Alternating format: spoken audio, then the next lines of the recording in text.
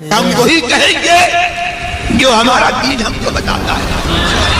عمل کرو تو تمہارا بھلا ہے، نہیں کوئی عمل کرے تو نقصان ہمارا نہیں. السلام علیکم ورحمۃ اللہ وبرکاتہ. نحمده ونصلي على رسوله الكريم اما بعد فاعوذ بالله من الشيطان الرجيم. بسم الله الرحمن الرحيم. ان الشرك لظلم عظيم.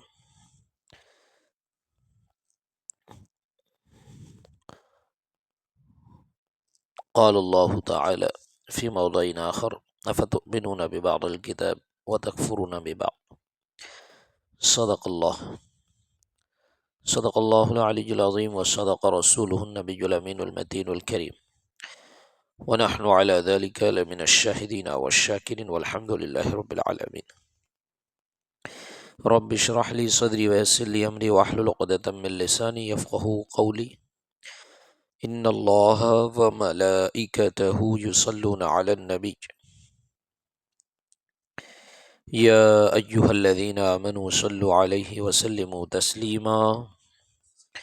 اللهم صل على سيدنا ومولانا محمد معدن الجود والكرم وآله وبارك وسلم صلاة وسلاما عليك يا رسول الله، صلاة وسلاما عليك يا حبيب الله، صلی اللہ تعالی علیہ وبارک وسلم تسلیما دائما ابدا.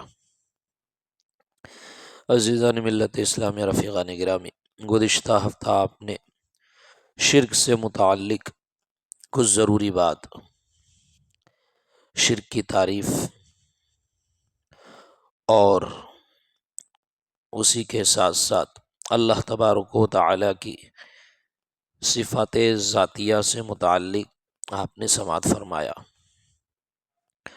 اور وہ صفات جس کو اللہ تبارک و تعالی کی صفات ذاتیہ ہم کہتے ہیں، جیسے حیات، زندہ رہنا، علم، زندہ ہونا، حیات میں نے زندہ ہونا، علم، سمع یعنی سننا، بصر دیکھنا، قدرت، ارادہ و مشیت اور کلام، یہ اللہ کی صفات ذاتیہ ہے. اس سے متعلق آپ نے قرآن کے دلائل سماعت فرمائے کہ اللہ تبارک و تعالیٰ کی یہ صفات ذاتیہ ہیں. اللہ تعالیٰ نے قرآن مجید میں اس کے بارے میں کہ اس کا استدلال قرآن مجید سے بھی ہوتا ہے، اور یہی صفات ذاتیہ کا مظہر اللہ تبارک و تعالیٰ اپنے مخصوص بندوں کو بھی بناتا ہے. اور یہ صفات اللہ کی عطا سے اس کے بندوں کو حاصل ہے. اس سے متعلق بھی آپ نے قرآن کی آیتیں سماعت فرمائی. اسی کے ساتھ ساتھ شرک کی تعریف، شرک کسے کہتے ہیں، عبادت کی تعریف، عبادت کسے کہتے ہیں، اور پھر یہ کہنا کہ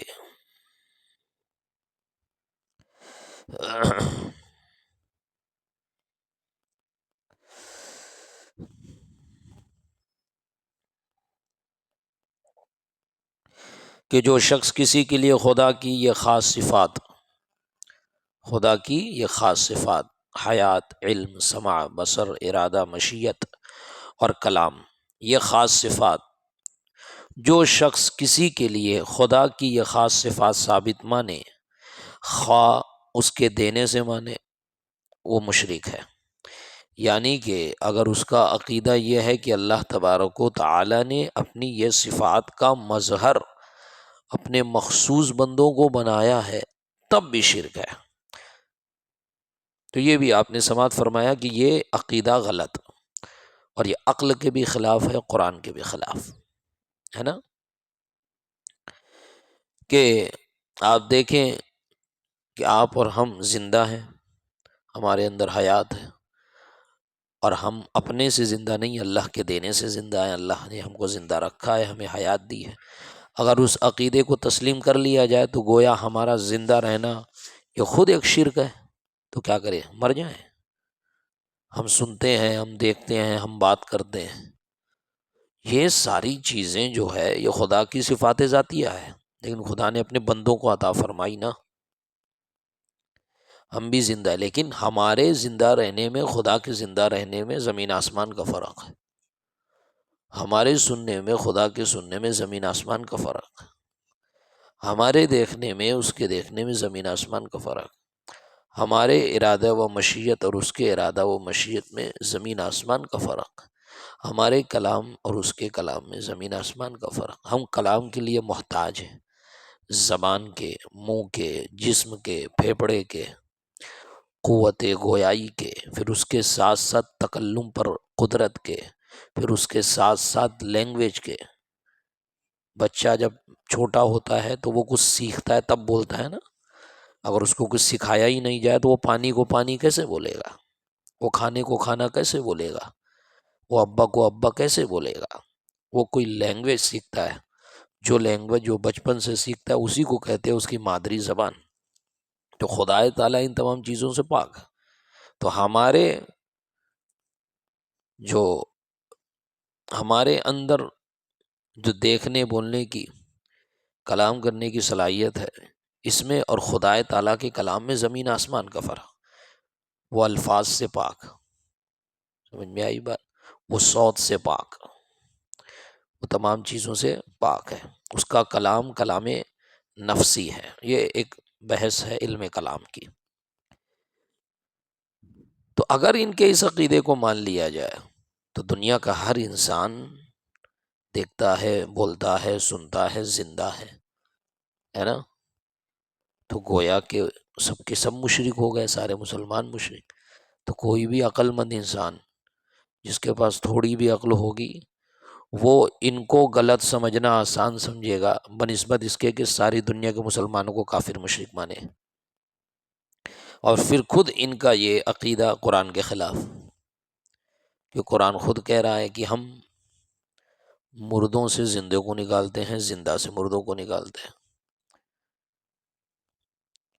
یعنی کہ حیات ان کے پاس بھی ہے، وہ بھی زندہ ہے، لیکن اللہ کے زندہ رہنے میں، مخلوق اللہ کے زندہ ہونے میں اور مخلوق کے زندہ ہونے میں زمین آسمان کا فرق۔ اسی طرح حضرت عیسیٰ نے بھی کہا کہ مجھ کو نماز اور زکوٰۃ کی وصیت کی حکم کی اللہ نے جب تک میں زندہ ہوں۔ اسی طرح اللہ تعالیٰ نے فرمایا اِنَّا نُبَشِّرُكَ بِغُلَامٍ عَلِيمٍ، ہم آپ کو ایک علم والے لڑکے کی بشارت دیتے ہیں کہ علم یہ اللہ کی صفت ذاتیہ ہے، اور یہاں اس صفت ذاتیہ کو ایک لڑکے کی طرف منسوب کیا جا رہا ہے، ٹھیک ہے۔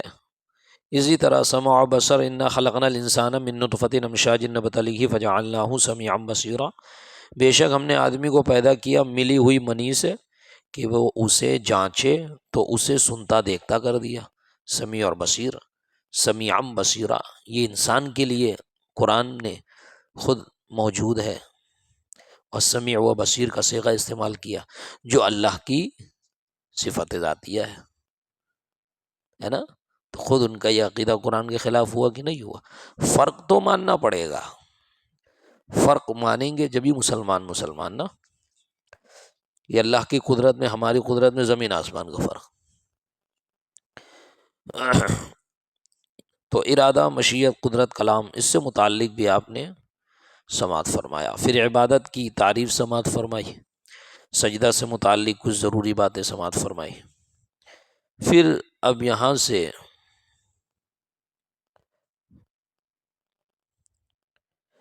مخالفین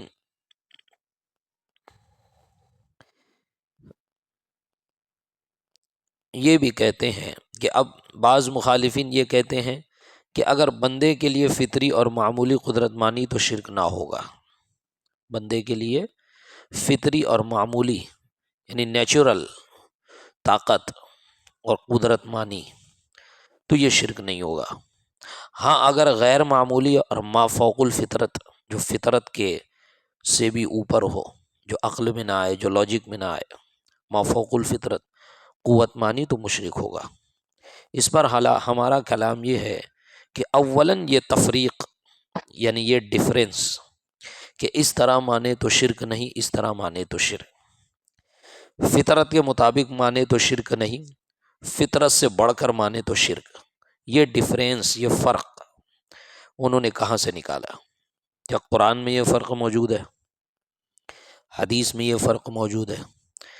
یا شیخ نجدی یعنی محمد ابن عبد الوہاب نجدی، یا شیخ دہلوی یعنی کتاب التوحید یا تقویۃ الایمان میں یہ فرق نہ کیا؟ بندے کے لیے خدا کی عطا سے بھی کوئی طاقت و قوت ماننا ہر طرح شرک ٹھہرایا، ایسے مانے یا ویسے مانے، جیسے بھی مانو آپ۔ کتاب التوحید میں اور تقویۃ الایمان میں محمد بن عبد الوہاب نجدی نے اور اسماعیل دہلوی دونوں نے اس کو شرک لکھا۔ تو یہ بہانہ آپ کا نہیں چلنے والا کہ فطری مانو، فطری اگر یہ صفات ہے اس کے اندر نیچرل ہے تو شرک نہیں، اور اگر غیر فطری مانو، فطرت سے بڑھ کر مانو، لاجک کے خلاف مانو، ہے نا۔ کرامت اور معجزہ اسی کو کہتے ہیں نا کہ جو انسانی عقل میں نہ آوے، جو خرق عادت ہو، خرق فطرت ہو، عادت کے برخلاف ہو۔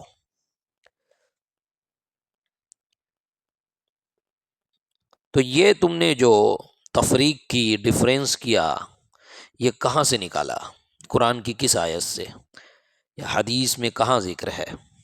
ٹھیک، اولاً تو یہ یاد رہے شرک کی تعریف، ساتھ ہی ساتھ عبادت کی تعریف، اور گزشتہ ہفتہ شرک اور عبادت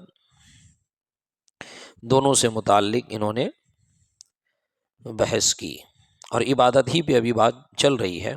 اب یہاں پر جو مخالفین کا اعتراض ہے نا، یا مخالفین کی دوسری بات ہے، اس بات کا تذکرہ کر رہے ہیں۔ تو اولاً تو یہ کہ یہ تفریق انہوں نے کہاں سے نکالی؟ شیخ نجدی محمد ابن عبد الوہاب یا شیخ دہلوی نے کتاب التوحید یا تقویۃ الایمان میں یہ فرق نہ کیا۔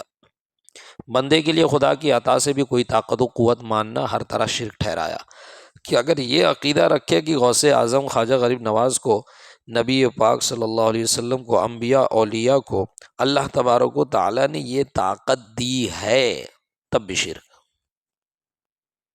سمجھ میں آئی بات؟ یہ تب بھی شرک، ان کا یہ عقیدہ ہے۔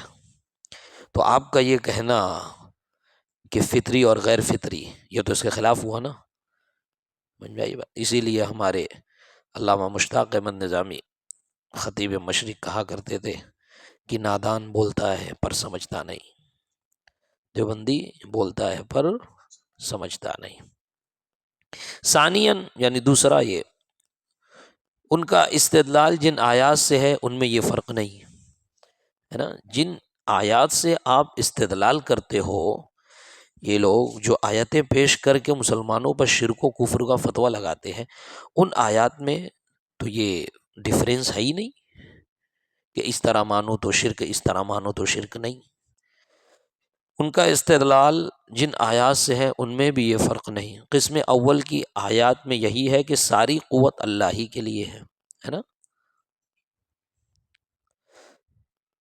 عزت و قدرت والا وہی ہے، ان میں فطری اور غیر فطری کا کوئی فرق نہیں۔ جب انہی آیات کی وجہ سے بندوں کے لیے قدرت ماننے سے انکار ہے، تو ان آیات کے مطابق ہر قسم کی قدرت سے انکار کرنا چاہیے، ہے نا۔ کہ جب قدرت اور طاقت اللہ تعالیٰ کے لیے ہے تو کسی کے لیے بھی آپ قدرت مانو، طاقت مانو، تو یہ شرک ہونا چاہیے۔ تو اس آیت میں فطری اور غیر فطری کے کہاں قید ہے کہ فطری مانو گے تو شرک نہیں، غیر فطری مانو گے تو شرک؟ سمجھ میں آئی بات؟ کیونکہ شرک میں کیا ہوتا ہے، برابری ہوتی ہے نا۔ شرک کا معنی ہوتا ہے شریک کرنا، اللہ کو اللہ کے ساتھ کسی غیر کو اس کی عبادت میں یا اس کی ذات میں، اس کی صفات میں شریک کرنا۔ جیسا وہ ہے ویسا ہی یہ ہے، تو سملرٹی ہے نا۔ تو یہ قید تو اس میں کہیں نہیں ہے آیت میں کہ اس طرح کرو تو سملرٹی ہے، اس طرح کرو تو سملرٹی نہیں ہے، اس طرح کرو، اس طرح مانو تو شرک ہے، اس طرح مانو تو شرک نہیں ہے۔ اس میں تو مطلق کہا کہ اللہ کے لیے طاقت ہے، اللہ کے لیے عزت ہے، اللہ کے لیے قدرت ہے۔ تو اب قدرت عزت اللہ کے لیے کسی دوسرے کے لیے مانے تو شرک ہوا، یہی آپ کا عقیدہ ہے۔ تو یہ کہاں سے نکالا آپ نے فطری اور غیر فطری؟ سمجھ میں آئی بات؟ اس لیے میں نے کہا تھا کہ پچھلا سن کے آنا تو بات سمجھ میں آئے گی۔ ان میں فطری اور غیر فطری کا کوئی فرق نہیں۔ جب انہی آیات کی وجہ سے بندوں کے لیے قدرت ماننے سے انکار ہے تو ان آیات کے مطابق ہر قسم کی قدرت سے انکار کرنا چاہیے کہ ہر قدرت اللہ کے لیے ہے، اور یہ عقیدہ مانیں گے تو پھر وہی لازم آئے گا۔ اسی طرح کبھی یہ کہتے ہیں کہ زندوں کے لیے معمولی قدرت ماننا شرک نہیں، مگر مردوں کے لیے کسی طرح کی قدرت ماننا شرک ہے۔ معمولی قدرت زندوں کے لیے مانو تو شرک نہ، وہی معمولی قدرت اگر مردے کے لیے مان لیے تو شرک ہو جائے گا۔ یہ ان کا عقیدہ۔ ابھی سنتے چلے، اس لیے کہ انسان مرنے کے بعد مٹی کا ڈھیر ہو جاتا ہے، اس میں نہ حیات ہوتی ہے، نہ سننے دیکھنے اور تصرف کرنے کی قوت ہوتی ہے۔ اس پر بھی ہمارا وہی کلام ہے کہ یہ تفریق یعنی یہ ڈفرینس نہ ان کے پیشواؤں کی عبارت سے ثابت ہے، نہ قرآن و حدیث سے ثابت ہے، نہ اصول اور عقل سے اس کا کوئی تعلق ہے۔ اس لیے کہ خدا کی ذات و صفات میں کسی کو بھی شریک ٹھہرانا شرک ہے، خواہ وہ زندہ ہو یا مردہ۔ سمجھ میں آئی بات؟ خواہ وہ زندہ ہو یا مردہ، ہر طرح سے ہر کسی کو بھی اگر وہ خدا کا شریک ٹھہرائے تو وہ مشرک ہوگا۔ انسان ہو یا جن یا فرشتہ، یہ ہرگز نہیں ہو سکتا کہ صفات باری میں زندہ کو شریک ٹھہرائے تو مومن رہے، مردہ کو شریک ٹھہرائے تو مشرک ہو جائے۔ مومن رہے گا تو دونوں صورت میں، مشرک ہوگا تو دونوں صورت میں۔ ایسا نہیں ہو سکتا کہ ایک حالت میں مومن رہے دوسری حالت میں مشرک، یا اس میں مشرک رہے اس میں مومن نہیں۔ اگر اس میں مشرک تو اس میں بھی مشرک، اس میں مومن تو اس میں بھی مومن۔ ثالثاً، تیسرے یہ کہ ان سے ہمارا سوال یہ ہے کہ فطری اور غیر فطری یعنی معمولی اور غیر معمولی کی حد کیا ہے؟ فطری غیر فطری کی تعریف آپ نے کر دی نا، آپ نے بتایا نا کہ فطری غیر فطری، کہ فطری مانو تو ٹھیک ہے شرک نہیں ہوگا، غیر فطری مانو تو شرک ہو جائے گا، یعنی معمولی سی قدرت مانو تو کوئی بات نہیں، غیر معمولی مانو گے تو شرک ہو جائے۔ تو یہ اس کا کیا، اس کی حد کیا ہے؟ سمجھ میں آئی بات؟ اس کی حد کیا ہے کہ اتنا یہاں تک مانے تو فطری، وہاں تک مانے تو غیر فطری، اس کی حد کیا ہے؟ بندوں میں انسان، بندوں اللہ کی جو مخلوق ہے، اللہ کے جو بندے ہیں، اس میں انسان، جن اور ملائکہ سب داخل ہیں، سب اللہ کے بندے ہیں، ٹھیک ہے؟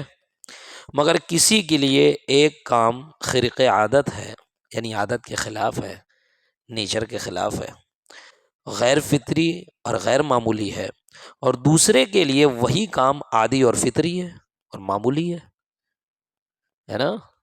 بندے اللہ کے، اس میں جن بھی ہے، انسان بھی ہے، فرشتہ بھی ہے۔ ایک کام ایک بندے کے لیے کیا ہے، وہ عادت کے خلاف ہے، لیکن دوسرے کے لیے وہی چیز اس کی عادت کے مطابق ہے۔ کیا مطلب؟ آگے سنو۔ مثلا زمین سے آسمان تک کی مسافت تھوڑی دیر میں طے کر لینا، یہ انسان کے لیے غیر عادی ہے نا؟ ہم لوگ روز آسمان پہ جاتے آتے نہیں نا، ہم لوگ کی عادت نہیں ہے، تو یہ غیر عادی ہوئی۔ لیکن فرشتوں کے لیے عادی ہے، وہ روزانہ آتے جاتے ہیں۔ فرشتے بھی اللہ کے بندے ہیں، انسان بھی اللہ کے بندے ہیں، اور انہوں نے سوال ہمارا کیا ہے کہ فطری اور غیر فطری کی حد کیا ہے، معمولی اور غیر معمولی کی حد کیا ہے؟ کیونکہ ایک کام ایک بندے کے لیے فطری ہے تو دوسرے کے لیے غیر فطری ہے۔ آسمان پہ روز آنا جانا انسان کا نہیں ہوتا لیکن فرشتے کا ہوتا ہے۔ انسان کے لیے وہ عادت کے خلاف ہے، فرشتے کی عادت ہے۔ انسان کے لیے غیر فطری ہے، فرشتے کے لیے فطری ہے۔ فرشتے کے لیے فطری ہوئی تو اس کے لیے غیر فطری ہوئی، فرشتے کے لیے معمولی ہوئی تو اس کے لیے غیر معمولی ہوئی۔ تو لہٰذا آپ کو بتانا پڑے گا فطری اور غیر فطری کی حد کیا ہے، معمولی اور غیر معمولی کی حد کیا ہے، اس کی تعریف کیا ہے، اس کی ڈیفینیشن کیا ہے۔ زمین کے دور دراز گوشوں میں بغیر سواری کے چند ساعتوں میں پہنچ جانا انسان کے لیے غیر عادی ہے نا؟ آپ کو گاؤں جانا رہتا ہے تو کتنا پلاننگ سے جاتے ہیں، ایسا تھوڑی ہوتا ہے کہ بستر سے اترے پیر رکھے تو گاؤں میں پہنچ گئے، نہیں، یہ انسان کے لیے غیر عادی ہے۔ لیکن جن کے لیے عادی ہے، یہاں بیٹھے بیٹھے فوراً جو بھی پہنچ جائے گا، وہ ایک جگہ سے دوسری جگہ پٹک سے پہنچ جائے گا۔ یہ انسان کے لیے غیر عادی ہے لیکن جن کے لیے عادی ہے۔ پورے روئے زمین کو کف دست کی طرح دیکھنا یہ ملک الموت کے لیے عادی ہے۔ پوری دنیا کے لوگوں کو دیکھ رہے ہیں ایسے، کس کو آج لینا ہے جان، کس کی نہیں لینا ہے، پھر ہر جگہ پہنچ کے لے بھی رہے ہیں، ان کے لیے عادت کے مطابق، ہمارے لیے عادت، ہم اپنا گھر نہ دیکھ پاوے، پوری دنیا کو کیا دیکھیں گے؟ اور انسان کے لیے غیر عادی ہے۔ خود انسانوں میں دیکھیے تو ایک من کا پتھر ایک جگہ سے اٹھا کر دوسری جگہ لے جانا ایک آزمودہ کار توانا شخص کے لیے عادی ہے، اور ایک نحیف و ناتواں کے لیے آدھے من کا پتھر لے جانا غیر عادی ہے۔ ایک آدمی 50-100 کلو کا پتھر اٹھا لے گا، دوسرا نہیں اٹھا پائے گا۔ تو ایک ہی آدمی، ایک یہ انسان ہے، ایک انسان ایک آدمی دوسرے آدمی کے مقابل میں کچھ عادی اور غیر عادی طاقتیں رکھتا ہے، کہ ایک طاقت ہے وہ اس کے لیے عادی ہے، اس کے لیے غیر عادی ہے۔ مضبوط آدمی 100 کلو کا وزن اٹھا لیا، یہ 100 کلو کا وزن نہیں اٹھا پایا، یہ 85 کلو اٹھا رہا ہے۔ 100 کلو اٹھانا اس کی عادت کے خلاف ہے۔ سمجھ آئی بات؟ جس نے انسان کے لیے ایسا امر ثابت کیا جو فرشتے اور جن میں ہے، تو اس نے انسان کو جن اور فرشتوں کا شریک ٹھہرایا، یعنی ایک بندے کو دوسرے بندے کے برابر ٹھہرایا، خدا کے برابر اور خدا کا شریک ہرگز نہ ٹھہرایا، ہے نا؟ اس نے انسان میں بھی یہ قدرت خدا کی عطا ہی سے مانی، اور جن یا فرشتے میں بھی یہ قدرت خدا کی عطا سے ہی مانی۔ پھر شرک کیسے ہوا؟ زیادہ سے زیادہ کذب ہو سکتا ہے، یعنی جھوٹ ہو سکتا ہے، اگر انسان میں وہ قوت حاصل نہیں جو جن یا فرشتے میں ہے نا؟ کوئی انسان میں اللہ تعالیٰ نے اس کو کرامت عطا بھی نہیں کی، وہ صفتیں عطا نہیں، وہ کہے کہ میں بیٹھے بیٹھے، جیسے ڈھونگی بابا لوگ ہوتے ہیں، میں مکہ میں نماز پڑھتا ہوں، ہم لوگ کعبہ میں نماز ہوتی ہے ہماری، چلے جائیں گے ابھی پڑھ کے آ جائیں گے، معلوم ہے سالا جھوٹ بول رہا ہے، ایک نمبر کا نالائق ہے۔ تو یہ کذب ہوگا زیادہ سے زیادہ، ہے نا؟ شرک نہیں ہوگا۔ زیادہ سے زیادہ کذب ہو سکتا ہے اگر انسان میں وہ قوت حاصل نہیں جو جن یا فرشتے میں ہے۔ ہاں، اگر کوئی ایسی صفت مانی جس سے نصوص قطعیہ کی تکذیب ہو، یعنی جھٹلانا ہو، نصوص قطعیہ کو جھٹلانا لازم آئے، تو یہ کفر ہوگا۔ جیسے نبوت و رسالت حاصل نہیں، اسے نبی یا رسول مانا، یا اس کے لیے وحی نبوت کا قائل ہوا، تو یہ کفر ہوگا۔ نبی پاک صلی اللہ علیہ وسلم پر نبوت کا دروازہ بند ہو گیا، آپ کے بعد اب اور کوئی نبی نہیں آنے والا، نیا نبی نہیں پیدا ہونے والا۔ اب اگر کسی کو مانا کہ یہ نبی ہے یا رسول ہے تو کافر، کیوں؟ کیونکہ نصوص قطعیہ کا انکار لازم آیا۔ اہل سنت کا عقیدہ یہاں بالکل واضح اور دو ٹوک ہے۔ اللہ کی طرح کسی کے لیے بھی اگر کوئی یہ مانتا ہے کہ اسے خدا کے دیے بغیر اپنی ذات سے کوئی قدرت یا کمال حاصل ہے تو وہ مشرک ہے، خواہ انسان کے لیے مانے یا جنوں ملائکہ کے لیے یا حیوانات و جمادات کے لیے، خواہ ایک ذرے اور پتے کو حرکت دینے کی معمولی قوت مانے یا آسمان و زمین کو زیر و زبر کرنے کی غیر معمولی قوت مانے، خواہ زندہ کے لیے وہ قوت مانے یا وفات یافتہ کے لیے، بہرحال وہ مشرک ہے، کیونکہ ایک ذرے کا بھی علم اور ایک ذرے کو ہلانے کی طاقت، یہ دونوں اللہ ہی کی عطا سے ہے۔ اگر یہاں پر کسی نے بغیر خدا کے عطا کے یہ مان لیا کہ اس کو اللہ نے عطا نہیں کیا ہے بلکہ اس کو ذاتی علم ہے یا ذاتی قدرت ہے، اتنی باریک اور اتنے چھوٹے ذرے کا علم، تو بھی شرک ہے۔ سمجھ میں آئی بات؟ یہ دو ٹوک ہمارا فیصلہ ہے، چاہے وہ زندے کے لیے مانے یا مردے کے لیے مانے، انسان کے لیے مانے، فرشتے کے لیے مانے، جن کے لیے مانے، جس کے لیے بھی یہ عقیدہ رکھے گا اس میں شرک کا حکم ہوگا۔ اور اگر کوئی شخص اللہ کی عطا سے کسی کے اندر طاقت و قوت مانتا ہے تو وہ مشرک نہیں، خواہ مردہ کو زندہ کرنے، مادرزاد اندھے کو شفا دینے، چھپی چیزوں کی خبر دینے کی قوت مانے، یا زمین و آسمان، شمس و قمر، ستاروں، سیاروں، بحر و بر، شجر و حجر وغیرہ سب کا نظام چلانے اور سب میں تصرف کرنے کی طاقت مانے، جیسے مدبرات امر۔ فرشتوں کے لیے یہ قدرت ہم قرآن سے ثابت مانتے ہیں، ہے نا، کہ جو پوری دنیا چل رہی ہے اللہ تبارک و تعالیٰ چلا رہا ہے، تو اللہ تبارک و تعالیٰ نے اس کے لیے فرشتوں کو مقرر کر کے رکھا ہے۔ فالمدبرات امرا، سورہ نازعات میں فرمایا اللہ نے، تو مدبرات امر، تدبیر کرنے والے فرشتے، کوئی روزی پہنچا رہا ہے، کوئی بارش برسا رہا ہے، کوئی موت دے رہا ہے، کوئی ہوا چلا رہا ہے، کوئی کچھ کر رہا ہے، کوئی کچھ کر رہا ہے نا؟ تو یہ اللہ کی عطا سے اور یہ قرآن سے ثابت ہے۔ مدبرات امر، فرشتوں کے لیے یہ قدرت ہم قرآن سے ثابت مانتے ہیں۔ اگر کوئی یہ سمجھتا ہے کہ بندے میں اتنی زیادہ قدرت مان کر بندے کو خدا کے برابر کر دیا تو یہ اس کی سخت جہالت ہے نا؟ اس نے خدا کی قدرت زمین و آسمان کے درمیان محدود سمجھی، یعنی وہ اللہ تعالیٰ کو اتنا ہی پاورفل سمجھتا ہے کہ زمین آسمان کے درمیان جو ہو رہا ہے، جو مافوق الفطرت چیزیں ہیں، وہ صرف اللہ تعالیٰ کر سکتا اور کوئی نہیں کر سکتا۔ ارے بھائی یہ تو سب فرشتے بھی کر رہے ہیں اور اسی کی عطا سے کر رہے ہیں۔ تو آپ نے خدا کی قدرت کو سمیٹ دیا، اس کی قدرت تو لامحدود ہے، اس کی ذات لامحدود ہے، اس کی قوت لامحدود ہے۔ کیا اس کی قدرت بس اتنی سی ہے کہ زمین سے پل بھر میں آسمان میں پہنچ جائے، آسمان سے زمین میں آ جائے، وہی خدا ہے؟ یہ تو فرشتے بھی کر رہے ہیں، یہ تو جنات بھی کر رہے ہیں، یہاں سے وہاں پہنچ جا رہے ہیں پل بھر میں۔ حضرت آصف بن برقیہ نے پلک جھپکنے میں اتنا وزنی 40 من کا تخت بلقیس اٹھا کے سامنے لا کے رکھ دیا، اور قرآن نے اس کو بیان کیا۔ تو پتہ چلا یہ ساری چیزیں یہ خدا کی عطا سے حاصل ہو سکتی ہے، لیکن خدا کی طاقت کے برابر نہیں ہو سکتی۔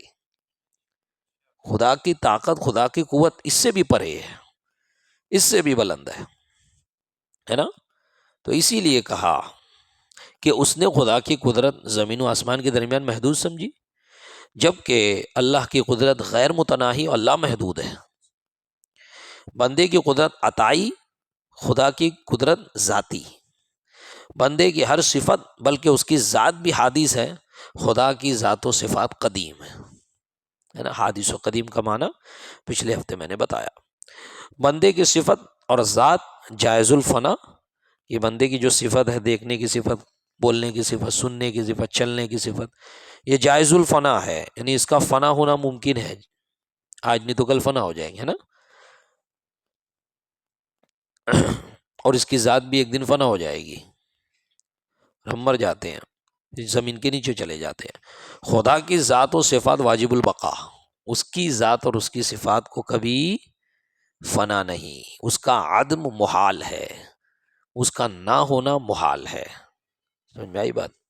ہاں، ایسے زبردست فرق ہوتے ہوئے بندے کی قدرت کو خدا کی قدرت کے برابر وہی کر سکتا ہے جس کو علم اور عقل سے کوئی مس نہ ہو، کوئی ٹچ نہ ہو، یعنی علم بھی ہو، عقل بھی ہو، علم بھی نہ ہو، علم اور عقل سے کوئی، نہ تو اس کو عقل ہی ملی، نہ تو اس کو علم ہی ملا، کچھ نہیں ملا اس کو، علم اور عقل سے مس نہ ہو، یا جو خدا کی قدرت و عظمت سے بالکل جاہل اور ناشنا ہو۔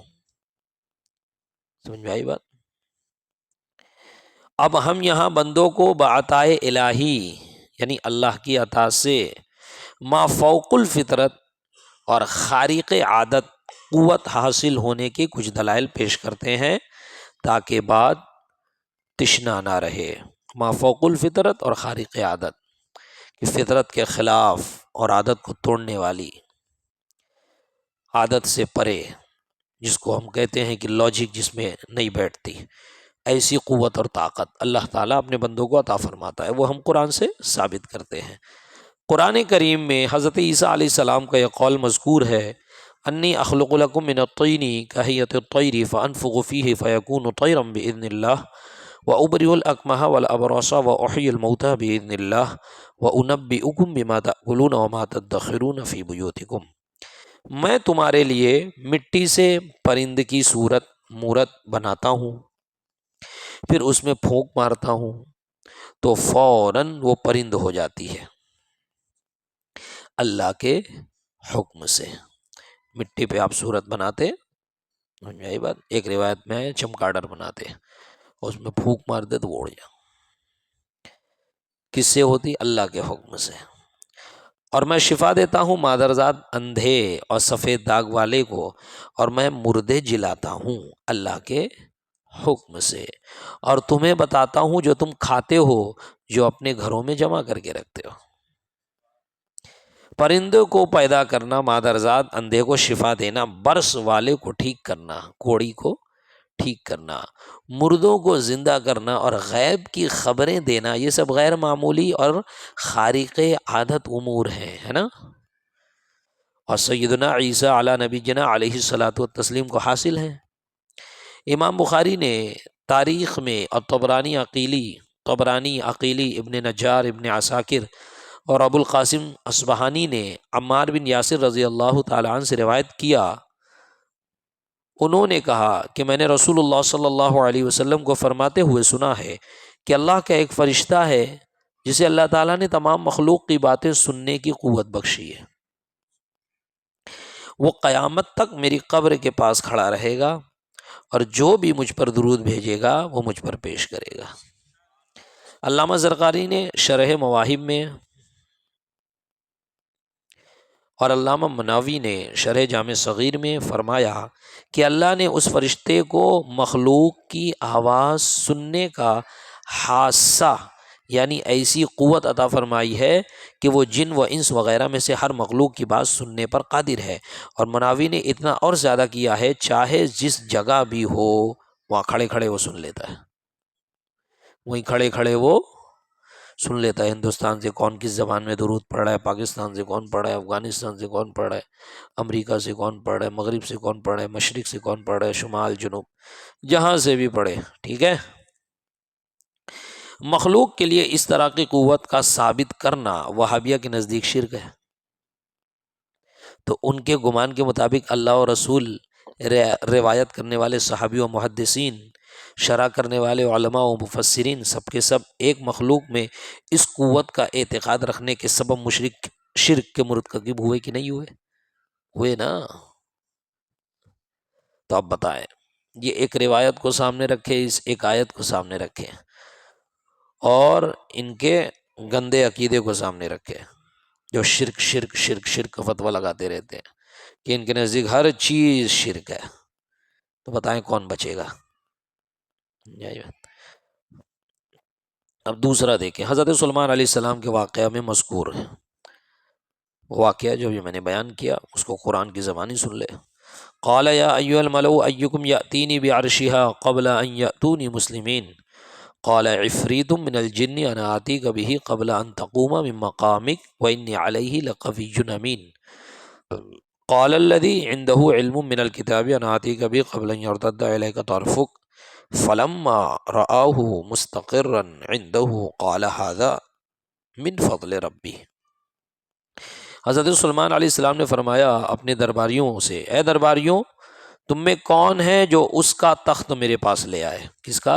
بلقیس کا، ہے نا، وہ واقعہ بڑا لمبا چوڑا ہے، بلقیس کا تخت، قبل اس کے کہ وہ میرے حضور مطیع ہو کر حاضر ہوں، وہ آئے میرے حضور فرما برداری اطاعت و فرما برداری کرتے ہوئے، اس سے پہلے اس کا تخت میرے پاس کون لائے گا؟ ایک بڑا خبیث جن بولا کہ میں وہ تخت حضور میں حاضر کر دوں گا قبل اس کے کہ حضور اجلاس برخاست کرے۔ حضرت سلیمان علیہ السلام کا جو دربار لگتا تھا وہ ظہر سے عصر کے درمیان، تو جن نے کہا کہ ظہر اور عصر کے درمیان میں لا کے حاضر کر دوں گا، میں ظہر اور عصر کے درمیان لا کر حاضر کر دوں گا۔ حضرت سلیمان علیہ السلام نے کہا نہیں، اتنا ٹائم نہیں ہے، اور کوئی ہے؟ اور اس نے کیا کہا جن نے کہ قبل اس کے کہ حضور اجلاس برخاست کریں اور میں بے شک اس پر قوت والا امانت دار ہوں، میرے پاس اتنی طاقت بھی ہے اور میں امین بھی ہوں کہ اس میں کوئی خیانت نہیں کروں گا۔ پھر اس نے کہا، اس نے عرض کیا جس کے پاس کتاب کا علم تھا، اس سے مراد حضرت آصب بن برخیہ جو حضرت سلیمان علیہ السلام کے صحابی، ولی اور انسان تھے۔ اس نے عرض کیا جس کے پاس کتاب کا علم تھا کہ میں اسے حضور میں حاضر کر دوں گا ایک پل مارنے سے پہلے، پلک جھپکانے سے پہلے، ایک پر مارنے سے پہلے۔ پھر جب سلیمان نے تختوں کو اپنے پاس دکھا، انہوں نے کہا اور پل بھر میں ان کے سامنے، حضرت سلیمان علیہ السلام کے سامنے تخت بلقیس حاضر ہو گیا۔ یہ قرآن پڑھ رہا ہوں میں، یہ قرآن میں ہے یہ چیز، ٹھیک ہے۔ پھر جب سلیمان نے تخت کو اپنے پاس رکھا دیکھا، کہا کہ یہ رب کے فضل سے ہے، ھذا من فضل ربی۔ چشم زدن میں یعنی آنکھ جھپکنے کی دیری میں تخت بلقیس کو شہر سبا سے حضرت سلیمان علیہ السلام کے پاس لانے والے حضرت آصف بن برقیہ تھے، جو حضرت سلیمان علیہ السلام کے صحابی اور ان کے وزیر تھے۔ ایک عظیم تخت کو سبا سے شام تک، سبا ان کے ملک کا نام، بلقیس کے، شام میں حضرت سلیمان ہے، سبا سے شام تک چشم زدن میں حاضر کر دینا یقیناً ما فوق الفطرت اور خارق عادت امر ہے، اور یہ قوت ایک مقبول بندے کو حاصل ہے نا۔ آج ایک سے ایک آلات اور مشینوں کی ایجاد ہو چکی ہے، مگر کوئی ایسا آلہ نہیں جس سے چیونٹی کی چلنے کی آہٹ اور چیونٹی کی آواز سنی جا سکے۔ چیونٹی کی زبان سمجھنا تو بہت دور کی بات ہے، بالفرض کوئی ایسا ترقی یافتہ آلہ تیار ہو جائے جس سے چیونٹی کی آہٹ سن لی جائے، پھر بھی کوئی ایسا آلہ متصور نہیں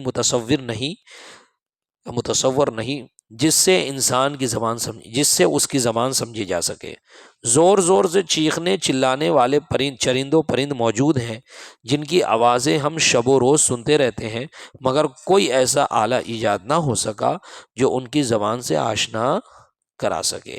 مختصر یہ کہ چیونٹی کی آواز سننا عام انسانوں کے لیے مافوق الفطرت اور عادتاً محال ہے، امپاسبل ہے، مگر حضرت سلیمان علیہ السلام کے لیے یہ قوت بلکہ اس کی زبان سمجھنے کی بھی صلاحیت باتائے الہی حاصل ہے، جیسے انہیں پرندوں کی زبان سمجھنے اور ہوا پر حکمرانی کی قوت حاصل ہے نا۔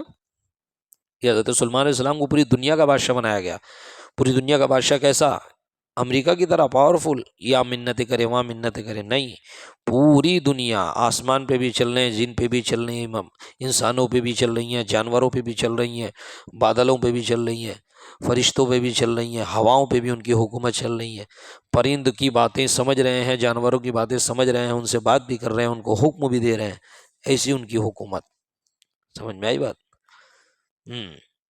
تو وہ ان کو یہ ساری چیزیں، یہ ساری طاقت اللہ تبارک و تعالیٰ نے عطا فرمائی۔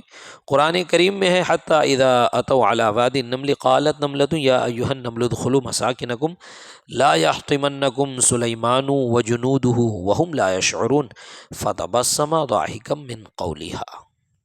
یہاں تک کہ جب سلیمان اور ان کے لشکر چونٹیوں کی وادی کے پاس آئے، ایک چونٹی بولی، اے چونٹیوں اپنے گھروں میں چلی جاؤ، تمہیں کچل نہ ڈالے۔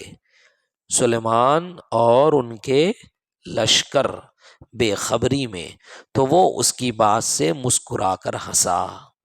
جب حضرت سلیمان علیہ السلام نے اس چونٹی کی بات یہ سنی، جب وادی نمل میں آپ پہنچے اور چونٹی نے دیکھا، تو چونٹی کی جو رانی تھی چونٹیوں کی، اس نے تمام چونٹیوں سے کہا کہ جلدی جلدی اپنے بلوں میں گھسو، کہیں ایسا نہ ہو کہ سلیمان اور ان کی لشکری بے خبری میں تم کو کچل ڈالے۔ تو اس کی یہ بات حضرت سلیمان علیہ السلام نے سن لی ہے، اور سن کر حضرت سلیمان علیہ السلام مسکرانے لگے، اور یہ چیز قرآن میں ذکر ہے۔ حضرت سلیمان علیہ السلام نے 3 میل کی دوری سے، 3 میل مطلب 1 میل 1.5 کلومیٹر کے برابر، یا اس سے بھی کچھ زیادہ، 1.25 کلومیٹر، اس سے حساب لگا لیجئے۔ ہم 100 میٹر کی دوری کی آواز سن لیں تو بڑی بات ہے، 4-5 کلومیٹر کی دوری، وہ بھی چونٹی کی آواز حضرت سلیمان علیہ السلام سن رہے ہیں، ماشاء اللہ۔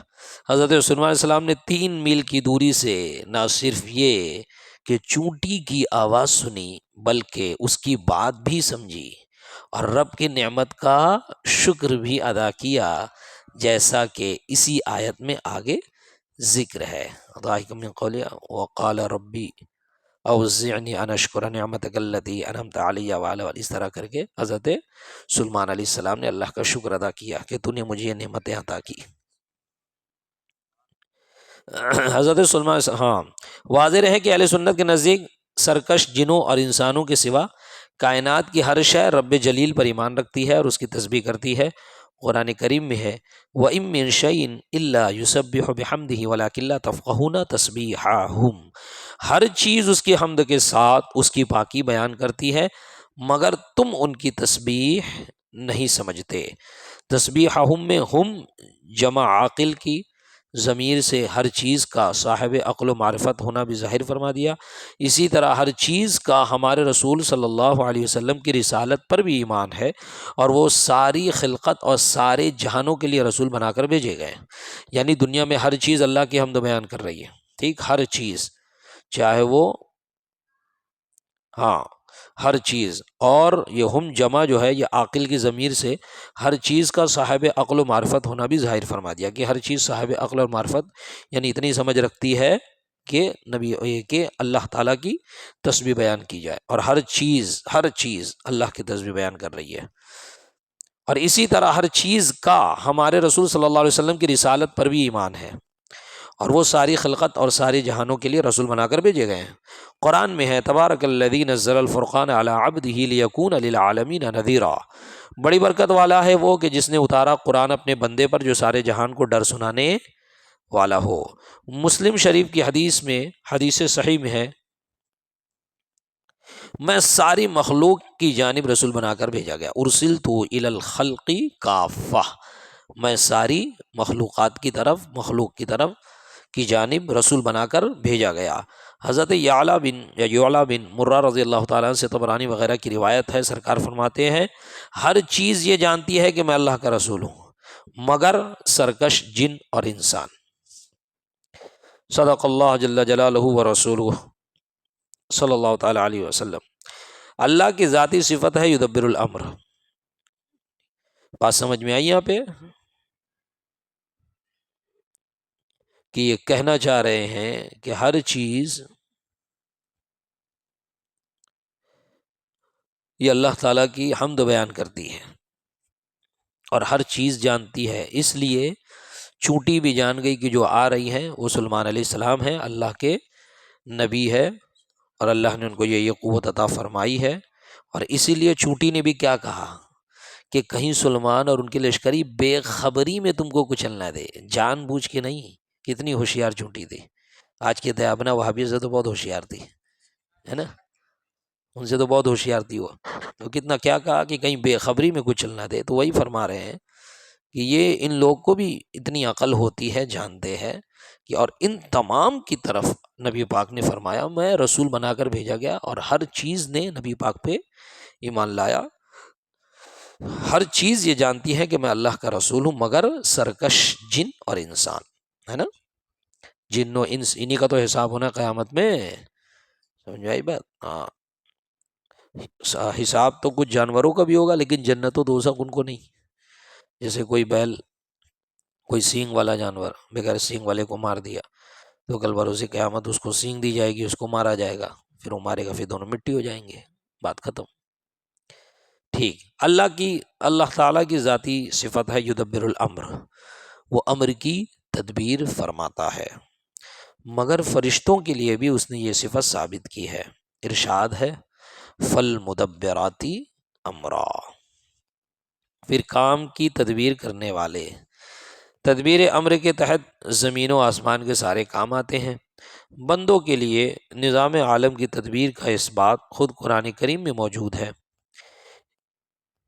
ہاں، اور اس آیت کی ایک دوسری توجہ یہ بھی ہے، اور قرآن متعدد معنی والا ہے، جیسا کہ ابو نعیم نے بواسطہ ابن عباس رضی اللہ تعالی عنہما نبی کریم صلی اللہ علیہ وسلم سے روایت کی ہے، اور ائمہ کرام ہمیشہ اس کے معنی پر استدلال کرتے رہے ہیں، اس کے معنی پر استدلال کرتے رہے ہیں، اور یہ قرآن کے عظیم وجوہ اعجاز سے ہے۔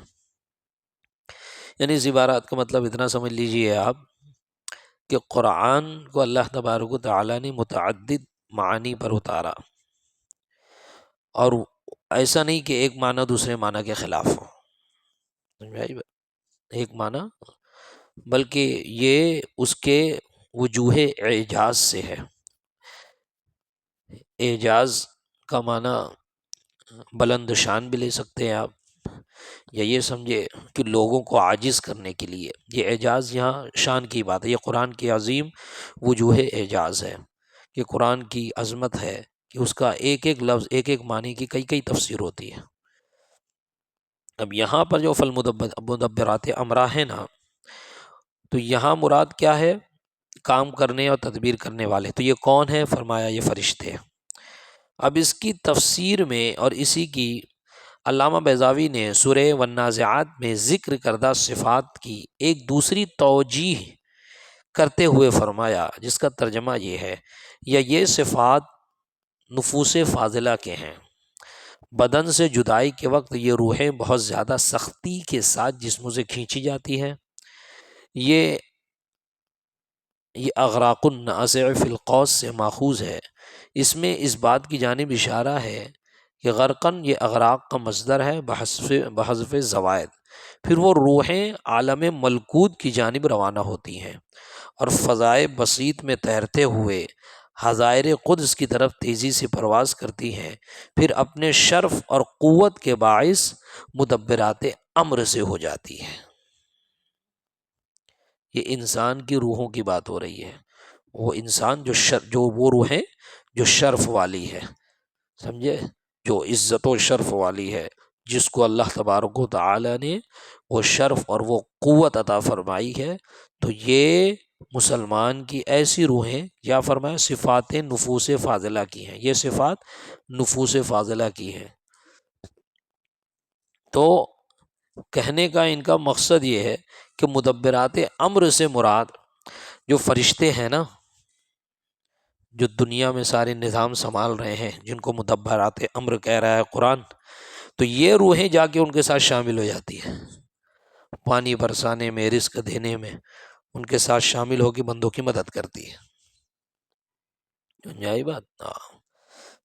اگر کوئی کہے کہ سنی روحوں کو پکارتے ہیں تو ان سے کہنا کہ روح کو پکارنا اگر شرک ہے تو یہ کون سی روحیں ہیں جو مدبرات امر میں سے ہو جاتی ہے؟ اور مدبرات امر سے مراد کیا ہے؟ یہ کون ہے تدبیر کرنے والے؟ مدبرات کہا، مدبر بھی نہیں کہا، جمع کا صیغہ لایا، پلورل لایا، اللہ تعالیٰ واحد ہے۔ میری بات تو پتہ چلا مدبرات کئی ایک ہیں، کئی ایک مدبر ہے، کئی ایک تدبیر کرنے والے۔ وہ کون ہے؟ وہ فرشتے ہیں۔ اور یہ جو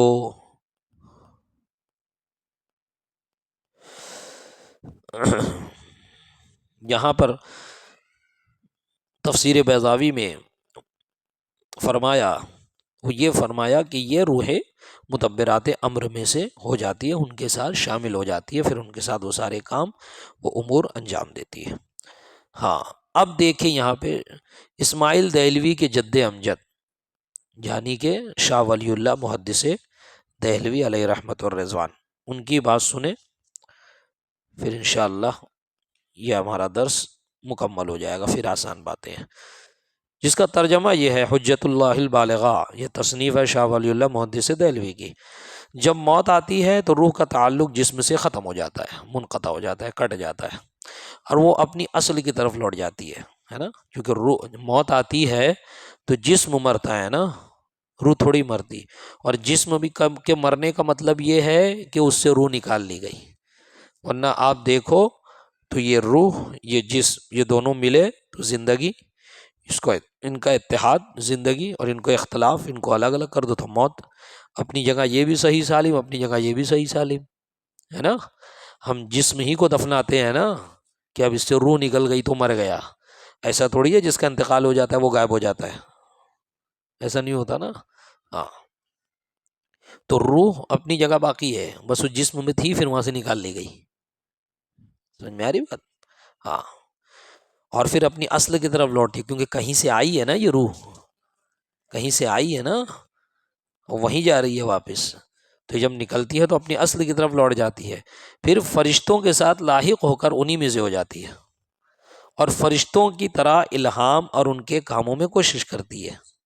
بسا اوقات یہ روحیں اعلاء کلمت اللہ میں مشغول ہوتی ہیں، یعنی اللہ کا کلمہ بلند کرنے اور اللہ کا اعلاء کلمت اللہ کہتے ہیں دین اسلام کی ترویج و اشاعت کرنے میں، جہاد وغیرہ جو کیا جاتا ہے اعلاء کلمت اللہ کے لیے، سمجھ آئی بات، دین و شریعت کے لیے، اس لیے نہیں کہ بس کہیں پہنچ گیا مم لگائے پھوڑ دیے، اس کو جہاد تھوڑی بولتے ہیں۔ اعلاء کلمت اللہ میں مشغول ہوتی ہیں اور اللہ کی جماعت کی مدد کرتی ہیں، اور بسا اوقات ان کا آدمی سے بہتر تعلق ہوتا ہے، اور بعض روحوں کو جسمانی صورت کا بڑا شوق ہوتا ہے۔ یہ ایسا شوق ہے جو ان کی اصل سرشت سے نکلتا ہے، تو یہ ایک مثالی جسم بنا لیتا ہے، اور اس کے ساتھ ہوائی جان کے باعث ایک قوت مختلط ہو جاتی ہے، اور وہ ایک نورانی جسم کی طرح ہو جاتا ہے۔ اور بعض روحیں بسا اوقات کھانے وغیرہ کی خواہش کرتی ہیں، تو ان کی خواہش کی تکمیل کے لیے ان کی مدد کی جاتی ہے۔ یہ کون کہہ رہا ہے؟ شاہ ولی اللہ محدث دہلوی، جو خود شاہ اسماعیل کے پردادا ہے، شاہ اسماعیل کے پردادا ہے، جس نے ساری امت کو مشرک بنایا ہے۔ تو سب سے پہلے اس کی گھن تو اسی کے گھر والے پہ چلے گی نا، کیا کہے گا اپنے دادا کے بارے میں؟ جو عقیدہ ہم رکھتے ہیں وہی عقیدہ ان کے دادا رکھتے ہیں، ان کے پردادا رکھتے ہیں۔ اب دیکھو آگے، موت دینا اللہ کی صفت ہے۔ اللہ یتوفی الانفس حین موتها، اللہ جانوں کو وفات دیتا ہے ان کی موت کے وقت، ہے نا؟ سب ہمارا عقیدہ ہے اللہ ہی زندہ کرتا ہے، اللہ ہی موت دیتا ہے، اللہ ہی پیدا کرتا ہے۔ اور قرآن میں فرمایا بھی اللہ نے، اللہ یتوفی الانفس حین موتها، کہ جانوں کو وفات دیتا ہے اللہ ان کی موت کے وقت۔ مگر قرآن ہی میں یہ صفت ملک الموت کے لیے ثابت کی گئی۔ ملک الموت خدا نہیں ہے نا؟ ملک الموت سمجھتے ہو نا؟ ملک الموت جو روح نکالنے پر متعین ہے۔ قل یتوفاکم ملک الموت الذی وکل بکم، تم فرماؤ تمہیں موت دیتا ہے موت کا فرشتہ جو تم پر مقرر ہے۔ ایک جگہ فرمایا اللہ موت دیتا ہے، دوسری جگہ فرمایا ملک الموت موت دیتا ہے۔ تو معنی میں فرق کریں گے، ذاتی اور عطائی کا فرق مانیں گے، کچھ ڈفرینس رکھیں گے، تبھی نہ جا کے دونوں آیت اپنی جگہ صحیح ہوگی، ورنہ آیت سے ٹکراؤ ہو گیا کہ نہیں، کہ ایک جگہ تو کہتے اللہ موت دیتا ہے، دوسری جگہ کہتے کہ فرشتہ موت دیتا ہے، تو موت دینے والا فرشتہ ہے کہ اللہ ہے؟ تو ماننا پڑے گا کہ یہ ٹکراؤ نہیں ہے، یہ عطائی اور ذاتی کا فرق ہے۔ موت دینے والا اللہ ہی ہے، اور جو فرشتے کو مقرر کیا ہے اللہ ہی نے مقرر کیا ہے، اور اس کو موت دینے کی طاقت، روح نکالنے کی طاقت اللہ نے اپنے طرف سے عطا فرمائی ہے۔ سمجھ میں آئی بات؟ اب دیکھو یہاں پر کسی کو بیٹا بیٹی دینا اللہ کی صفت ہے نا؟ قرآن کریم میں یہب لمن یشاء اناثا ویہب لمن یشاء الذکور، جسے چاہے بیٹیاں عطا فرمائے، جسے چاہے بیٹے دے۔ مگر جبرائیل علیہ السلام نے بیٹا دینے کی نسبت خود اپنی طرف کی، جب حضرت مریم سے انہوں نے کہا انما انا رسول ربک لاہب لک غلاما زکیہ، حضرت مریم کا واقعہ آپ جا کے پڑھ لیں، بڑا لمبا چوڑا ہے۔ میں تیرے رب کا بھیجا ہوا ہوں تاکہ میں تجھے ایک ستھرا بیٹا دوں۔ بیٹا تو اللہ دیتا ہے نا، تو حضرت جبرائیل کیسے دے رہے ہیں؟ یا تو اللہ دے وے یا تو جبرائیل دے وے، اللہ دینے والا ہے تو جبرائیل دینے والا نہیں، جبرائیل دینے والا ہے تو اللہ دے۔ اگر ڈیفرنس نہیں کرو گے، فرق نہیں مانو گے دونوں کے دینے میں، کہ وہ دے رہا ہے اپنی ذات سے، اس کو طاقت ہے، وہ ذاتی کسی کی عطا کردہ نہیں، وہ مستقل بالذات ہے، اور حضرت جبرائیل اس کی عطا سے بیٹا دے رہے ہیں۔ یہ فرق نہیں کرو گے تو قرآن کی آیتیں ٹکرا جائے گی۔ بتائیں کیا جبرائیل علیہ السلام اپنی جانب یہ نسبت کر کے معاذ اللہ مشرک ہو گئے؟ ہم کہتے ہیں خواجہ صاحب نے بیٹا دیا، غوث پاک نے بیٹا دیا، کیا مطلب؟ کہ غوث پاک کی دعاؤں سے بیٹا ملا، غوث پاک نے دعا کر دی تو بیٹا ملا، خواجہ صاحب نے دعا کر دی تو بیٹا ملا، خواجہ صاحب کے وسیلے سے ہم نے دعا مانگی تو بیٹا ملا۔ سمجھ میں آئی بات؟ تو اگر یہ شرک ہے تو پھر وہ بھی شرک ہے جو حضرت جبرائیل نے کہا لأہب لک غلاما زکیہ، تاکہ میں تجھ کو بیٹا دوں۔ اگر یہ بیٹا نہیں دے سکتے تو وہ بھی بیٹا نہیں، کیونکہ یہ بھی خدا نہیں وہ بھی خدا نہیں، وہ بھی مخلوق ہے یہ بھی مخلوق ہے۔ اور شرک وہاں ہوگا جہاں اللہ تعالیٰ سے اللہ تعالیٰ کا شریک بنایا جائے، جب وہ شریک نہیں تو یہ بھی شریک نہیں۔ تو جس طرح ان کو عطا ہو سکتا ہے اس طرح ان کو بھی عطا ہو سکتا ہے۔ سمجھ میں آئی بات؟ ہاں، اچھی بات ہے، ماشاءاللہ سمجھ رہے ہو آپ لوگ۔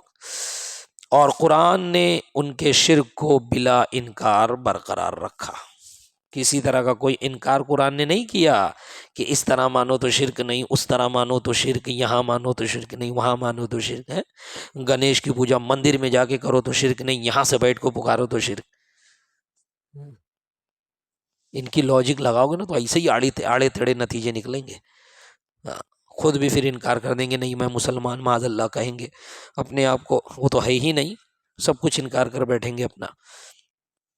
آگے دیکھیں، کسی مسلمان نے اگر مقبولان بارگاہ کی جانب کسی قدرت و اختیار کی نسبت کی تو فوراً اس پر شرک کا حکم لگا دیتے ہیں، وہی جو میں نے بتایا۔ مگر قرآن میں غنی کرنے، نعمت دینے اور عطا کرنے کی نسبت اللہ اور رسول دونوں کی طرف کی گئی ہے۔ کیا یہ شرک ہے جو خود رب العزت کے کلام میں موجود ہے؟ دیکھیے آگے، یہ کھلی آیت ترجمہ پڑھوں گا، باقی چیزیں تو آپ لوگوں نے سمجھ لی ہے۔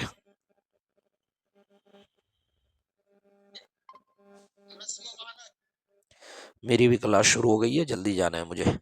دیکھو آیت دیکھو، وَمَا نَقَمُوا إِلَّا أَنْ أَغْنَاهُمُ اللَّهُ وَرَسُولُهُ مِنْ فَضْلِهِ، اور انہیں کیا برا لگا، یہی نا کہ اللہ اور رسول نے انہیں اپنے فضل سے غنی کر دیا۔ اللہ نے بھی غنی کیا، رسول نے بھی غنی کیا۔ رسول غنی نہیں کر سکتے، صرف اللہ کر سکتا ہے۔ قرآن تو کہہ رہا ہے اللہ نے بھی غنی کیا، رسول نے بھی غنی کیا، تو معاذ اللہ تمہارے عقیدے کے مطابق تو قرآن خود شرک سکھا رہا ہے۔ دیکھیں ان لوگ کی AK-47 کہاں تک جا رہی ہے۔ وَلَوْ أَنَّهُمْ رَضُوا مَا آتَاهُمُ اللَّهُ وَرَسُولُهُ وَقَالُوا حَسْبُنَا اللَّهُ وَسَيُؤْتِينَا اللَّهُ مِنْ فَضْلِهِ وَرَسُولُهُ إِنَّا إِلَى اللَّهِ راغبون، اور کیا اچھا ہوتا اگر وہ اس پر راضی ہوتے جو اللہ اور رسول نے ان کو دیا، اور کہتے ہمیں اللہ کافی ہے، اب دیتا ہے ہمیں اللہ اپنے فضل سے، اور اس کا رسول ہمیں اللہ ہی کی طرف رغبت ہے۔ انعم اللہ علیہ وانعمت علیہ، جس سے اللہ نے نعمت دی اور تم نے اسے نعمت دی۔ رہا وابیہ کا یہ گمان کہ انبیاء بعد وفات جماعت اور پتھر کے مثل ہے، ہو گئے اور ان کے لیے سننے سمجھنے، نصرت و اعانت اور چلنے پھرنے کی قوت باقی نہیں رہی، تو یہ سارا گمان نصوص صریحہ کے سراسر خلاف ہے۔ اللہ تعالیٰ نے شہداء کی شان میں ارشاد فرمایا جب کہ وہ انبیاء سے درجے میں کم ہیں، وَلَا تَقُولُوا لِمَن يُقْتَلُ فِي سَبِيلِ اللَّهِ أَمْوَاتٌ بَلْ أَحْيَاءٌ وَلَٰكِن لَّا تَشْعُرُونَ، اور جو خدا کی راہ میں مارے جائیں انہیں مردہ نہ کہو بلکہ وہ زندہ ہے، ہاں تمہیں خبر نہیں۔ وَلَا تَحْسَبَنَّ الَّذِينَ قُتِلُوا فِي سَبِيلِ اللَّهِ أَمْوَاتًا بَلْ أَحْيَاءٌ عِندَ رَبِّهِمْ يُرْزَقُونَ فَرِحِينَ، اور جو اللہ کی راہ میں مارے گئے ہرگز انہیں مردہ نہ خیال کرنا بلکہ وہ اپنے رب کے پاس زندہ ہیں، روزی پاتے ہیں، شاد ہیں، خوش ہیں۔ تو اگر یہ لوگ شہداء یعنی شہید جو ہوئے اللہ کی راہ میں، جماعت اور پتھر ہیں، تو آیت میں مذکور حیات، رزق اور فرح کے کیا معنی ہے؟ یہ تو سارے زندوں پہ اثر کرتے ہیں نا۔ آپ خوش ہوں گے تو آپ کے چہرے سے بشاشت ظاہر ہوگی، خوشی کا اثر ہوگا۔ آپ زندہ ہیں تو خوشی، آپ کی زندگی کا اثر سمجھ میں آ رہا ہے، زندہ رہنے کا۔ آپ کو رزق دیا جا رہا ہے تو رزق ملنے کا اثر دکھ رہا ہے۔ تو یہ سارے تعلق کس سے ہے؟ زندوں سے ہے نا۔ پتھر اور جماعت، جماعت کہتے جیسے یہ جماعت ہے، یہ جماعت ہے، یہ جماعت ہے، یہ جماعت ہے، جسم تو ہے لیکن حساسیت اس کے اندر نہیں ہے۔ یہ خوش ہے کہ ناراض ہے، کہ کھا رہا ہے، کہ پی رہا ہے، کہ نہیں پی رہا ہے، کچھ نہیں معلوم۔ تم کہتے ہو اس کے مثل ہو جاتا ہے انسان مرنے کے بعد، اور انبیاء اور شہداء سب ایسے ہی ہیں۔ لیکن شہداء کے بارے میں قرآن کیا کہہ رہا ہے؟ کہ وہ زندہ ہیں، رزق دیے جاتے ہیں، فریحین، خوش ہیں۔ کبھی دیکھا پتھر کو کہہ رہے بڑا خوش لگ رہا ہے آج، کل آیا تو بڑا غمگین تھا پتھر۔ پھر جماعت، جماعت سمجھا رہا ہوں میں، جس کو اردو میڈیم میں اگر پڑھے ہوگے، سائنس میں آتا ہے جمادات، حیوانات، نباتات، تو جمادات میں سے پتھر وغیرہ آتے ہیں، اس کو سائنس کی انگلش میں کیا بولتے ہیں آپ سمجھ جاؤ۔ صحیح احادیث میں مسلمان مردوں کو سلام کرنے کا حکم دیا جانا ثابت ہے، تو اگر ان کو سننے اور سمجھنے کی قوت حاصل نہیں تو اس حکم سے کیا مراد ہے؟ قبروں پہ جاؤ مسلمانوں کو تو سلام کرو، کس لیے سلام کرے جب وہ سنتے ہی نہیں ہیں؟ وہ سنتے ہیں، جواب بھی دیتے ہیں، ہم ان کا جواب نہیں سنتے، ہے نا۔ حدیث میں فرمایا کہ وہ تم ان کے جواب نہیں سنتے، وہ سنتے ہیں تو سن رہے ہیں، مطلب اندر زندہ ہے تبھی تو سن رہے ہیں۔ کیسے سن رہے ہیں اور کیسے جواب دے رہے ہیں؟ معراج کی احادیث میں مروی ہے کہ نبی کریم صلی اللہ علیہ وسلم نے بیت المقدس میں انبیاء کی امامت فرمائی، پھر ان سے آسمانوں میں ملاقاتیں ہوئیں، تو کہیے بیت المقدس میں امامت اور آسمان میں ملاقات کرنے کا کیا مطلب؟ جب زندہ نہیں ہے تو کیسے امامت، کیسی ملاقات؟ سمجھ میں آئی بات؟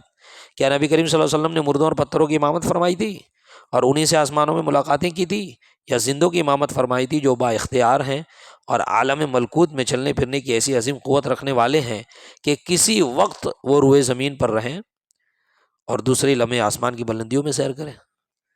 کہ حضرت موسیٰ نماز پڑھ رہے ہیں جب نبی پاک گزر رہے ہیں، اور جب بیت المقدس پہنچے تو وہاں بھی حضرت موسیٰ موجود ہے، پھر جب آسمان پہ گئے تو وہاں بھی حضرت موسیٰ موجود ہے، تو پل بھر میں کہاں سے کہاں پہنچ رہے حضرت موسیٰ، سمجھ میں آ رہی بات؟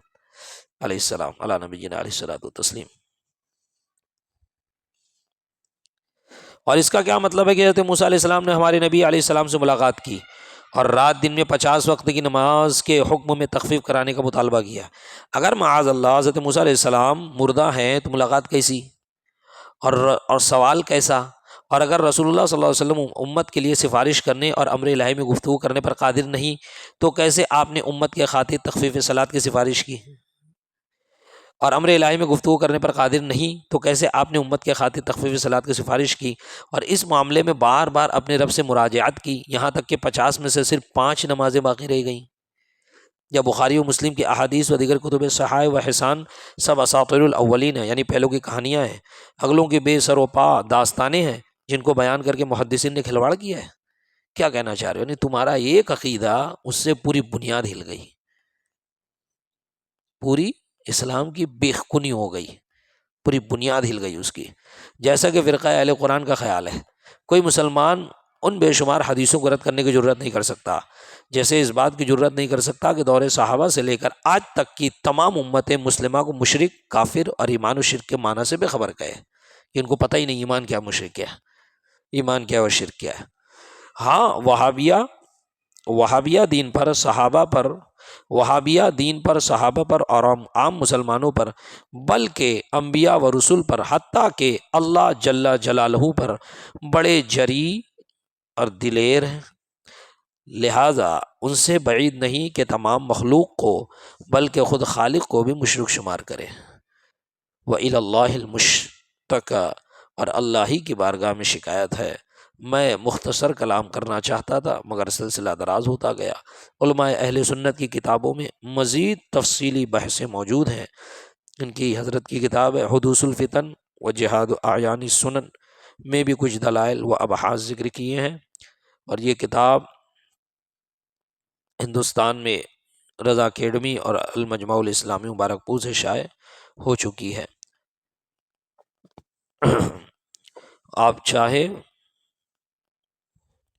تو اس کو خرید سکتے ہیں۔ اور یہ شرک کیا ہے، چھوٹا سا پتلا سا رسالہ ہے 26 صفحے کا، اس کو ضرور لے لیں، اور مختصر انداز میں حضرت نے بہت اچھا سمجھایا۔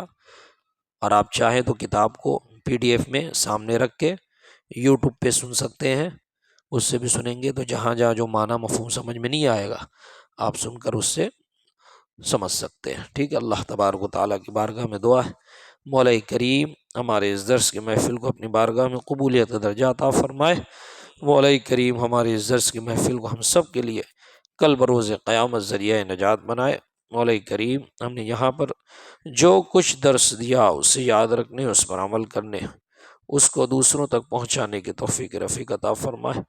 وصلی اللہ تعالی علی خیر خلق و نور عرشی سیدنا محمد وعلی آلہ و اصحابہ و اہل بیت و احباب اجمعین۔